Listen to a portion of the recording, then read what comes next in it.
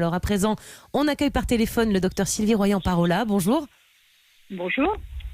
Vous êtes psychiatre spécialiste du sommeil et présidente du réseau Morphée. Alors avec vous, on va d'abord parler des risques et des dégâts même déjà observés sur la qualité du sommeil des Français confinés. Il y en a déjà beaucoup de plaintes de ce côté-là. Je ne sais pas si vous continuez vos consultations par exemple.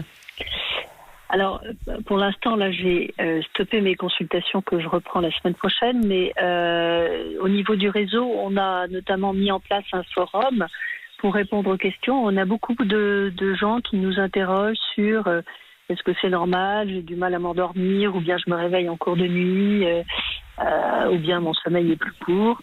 Donc, il y a vraiment un retentissement qui est lié à la fois à l'anxiété ambiante, parce qu'il y a vraiment un état qui commence à faire monter des états de panique chez certains. Et puis le confinement lui-même, c'est-à-dire d'être dans un système où on a peu de relations avec les autres, où on sort pas assez, on n'a plus du tout la structure du temps qu'on a habituellement. Et ça crée des ruptures de rythme biologique, donc des troubles du sommeil. Docteur Royan-Parola, ils se plaignent de quoi le plus souvent ces gens, donc sur ces forums que vous avez mis en place avec le réseau Morphée? Ils se plaignent de nuits trop courtes, des insomnies. Qu'est-ce qui revient le plus? C'est les réveils nocturnes? C'est le temps de sommeil pas assez long? C'est quoi? Beaucoup de réveils nocturnes. Après, maintenant, c'est pas une étude, donc on n'a pas nécessairement des données statistiques, c'est pas ça. Mais il y a beaucoup de réveils nocturnes.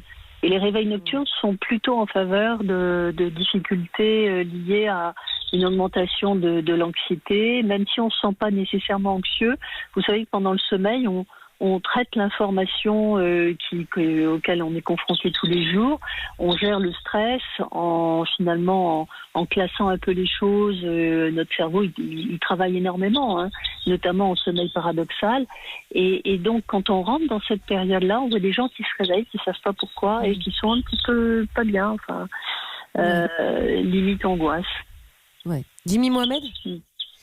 Alors écoutez, on entend les oiseaux derrière au loin. Ouais, ça fait du bien, ça nous met en pleine sérénité là, de vous entendre. D'habitude, on n'aime pas les bruits parasites, mais celui-là, il est très agréable.